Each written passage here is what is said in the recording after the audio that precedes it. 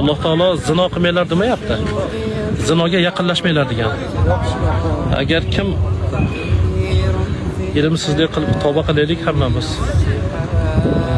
Zinoga boradigan bo'lsangiz, birodar, birinchi pushtingizni buzasiz, ikkinchi avloda ajdodingizni buzasiz, uchinchi agar Alloh taolo o'zi saqlasin avvalo o'shan tevasida o'lib qoladigan bo'lsangiz, juda qattiq xuddi narsalar kutyapti.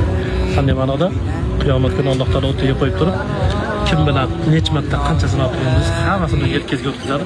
Uni farjidan oqqan narsani ichib turasiz, avloda ajdodingiz o'rtasida. Lekin qalbdan bandamiz, qalbdan yurakdan bir marta tavba bilan Alloh taolo kechib olsa o'ziga oson. Shunaqa yomon O'zbekistonimizga, bunaqa yangi O'zbekistonimizga tushgan hududlardan bittasi zino. Bunaqa ish qilyapti, ketib qolishdan Alloh o'zi asrasin.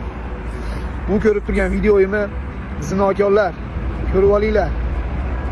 Oqibat yomon bo'lar ekan. Bu videoga bitta like bosib, shunaqangi do'stlarga yuborib qo'yinglar. Ajoyib emas, insof kirib qolsa. Sog' bo'linglar.